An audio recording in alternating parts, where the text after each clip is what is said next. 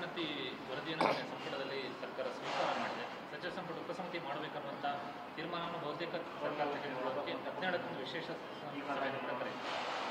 ಬ್ರಿಟಿಷರು ಒಡೆದು ಆಳುವ ನೀತಿಯನ್ನು ಅನುಸರಿಸ್ತಿದ್ರು. ಈ ದೇಶವನ್ನು ಅದರಿಂದಲೇ ಅವರು 200 ವರ್ಷಗಳು ಆಡಳಿತ ಮಾಡಲಿಕ್ಕೆ ಸಾಧ್ಯ ಆಗಿತ್ತು. ಈಗ ಎಲ್ಲ ಆಯುಧಗಳು ಮುಗಿದಾಗಿದೆ ಕಾಂಗ್ರೆಸ್ ಅನ್ನೋದು. ಕೊನೆಗೆ ಈಗ ಜಾತ್ಯತೀತ ರಾಷ್ಟ್ರ ಅಂತ ಹೇಳ್ಕೊಂಡೆ ಬಾಬಾ ಸಾಹೇಬರಿಗೆ ಇಷ್ಟ ಇಲ್ಲದ ಪದವನ್ನು ಸಂವಿಧಾನದ ಪೀಠಿಕೆಯಲ್ಲಿ ಸೇರಿಸಿದ್ರು. ಜಾತ್ಯತೀತ ಅಂದರೆ ಜಾತಿಯ ರಹಿತವಾದ ಸಮಾಜ ಅಂತ. ಆದರೆ ಈಗ ನೀವು ಜಾತಿಗೆ ನೀವೇ ಗಂಟು ಬಿದ್ದಿದ್ದೀರಿ. ಜಾತಿ ವ್ಯವಸ್ಥೆ ಬೇಕು ಅನ್ನೋರು ನೀವೇ. ಮತ್ತು ಇನ್ನು ಮುಂದೆ BJPಯನ್ನು ಜಾತಿ ಪಾರ್ಟಿ, ಧಾರ್ಮಿಕ ಪಾರ್ಟಿ ಅಂತ ಹೇಳ್ತಿದ್ರಲ್ಲ, ಇನ್ನು ಮುಂದೆ ನೀವು ಯಾರನ್ನು ಕರೀತೀರಿ? ನಮ್ಮನ್ನ ಕರೆಯುವಂತ ಯೋಗ್ಯತೆ ನಿಮಗೆ. ಸರ್, ನನ್ನ ರೆಸಿಗ್ನೇಷನ್ ಯಾಕೆ ಸರ್? ನಾನೇ ಜಾಬ್ಸ್ ನ ಕ್ರಿಯೇಟ್ ಮಾಡಿ ಬಾಸ್ ಆಗ್ಬೇಕು ಅಂತಿದ್ದೀನಿ. ಹೇಗೆ? Boss Vala B the boss. ಇಲ್ಲ, ಈಗ ಕಳ್ಕೊಂಡಿದ್ದೀರಿ, ಇನ್ಯಾರನ್ನು ಕರೀತೀರಿ? ಈಗ ಜಾತಿಗಳನ್ನು ಒಡೆದು ಆಳುವ ನೀತಿಯನ್ನು ನೀವೇ ಪ್ರಾರಂಭ ಮಾಡ್ಕೊಂಡಿದ್ದೀರಿ.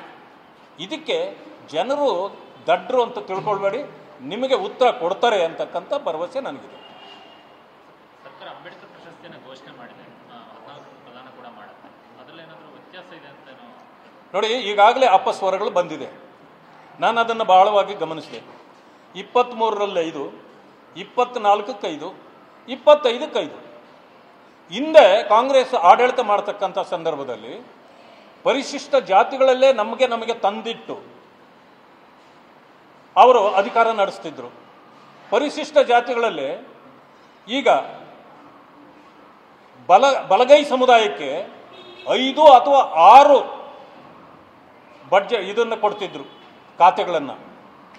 ಲೆಫ್ಟ್ ಅನ್ನೋರಿಗೆ 2 ಅಥವಾ 1 ಖಾತೆಯನ್ನು ಕೊಡ್ತಿದ್ರು. ಈಗೇನು ಮಾಡಿದರು? ಅದು ಅನೇಕ ವರ್ಷಗಳ ಕಾಲ ನಡೆದು ಬಂದಿದ್ದರಿಂದ ನಮ್ಮ ಜಾತಿಗಳು ಒಡೆದು ಹೋಯ್ತು. ಇದೇನಪ್ಪ, ಇವರು ಬಲಿಷ್ಠರಾಗಿದ್ದಾರೆ, ರೈಟ್ನವರು ನಮ್ಮನ್ನು ತುಳಿತಾ ಇದ್ದಾರೆ ಅನ್ನೋ ಜಗಳ ನಮ್ಮಲ್ಲಿ ಪ್ರಾರಂಭ ಆಯಿತು. ಆದರೆ ಜಗಳ ತಂದಿಟ್ಟಿದ್ದ್ಯಾರು? ಕಾಂಗ್ರೆಸ್ಸು. ಅದೇ ಇದನ್ನು ಈಗ ಮುಂದುವರಿಸಿದ್ದಾರೆ.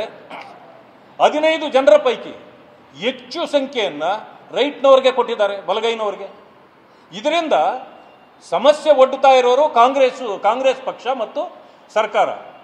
ಅದರ ಜಗಳ ಆಡಬೇಕಾಗಿರೋದು ಯಾರು? ಈಗ ಸಮುದಾಯಗಳು, ಲೆಫ್ಟ್ನವರು ರೈಟ್ನವ್ರ ಮೇಲೆ, ರೈಟ್ನವರು ಲೆಫ್ಟ್ನವ್ರ ಮೇಲೆ. ಇದು ಅವಶ್ಯಕತೆ ಇತ್ತಾ? ಈ ಕೆಲಸವನ್ನು ಕಾಂಗ್ರೆಸ್ ಮಾಡಿದೆ.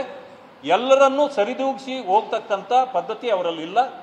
ಈಗ ನಮ್ಮಲ್ಲೇ ಜಗಳ ತಂದಿಟ್ಟು ಈಗ ಇವರು ಬೇಳೆ ಬೇಯಿಸ್ಕೊಳ್ಳೋ ಕೆಲಸವನ್ನು ಸರ್ಕಾರ ಮಾಡ್ತಾ ಇದೆ ಅಂತೇಳಿ ಹೇಳಲಿಕ್ಕೆ ಬಯಸ್ತೇನೆ.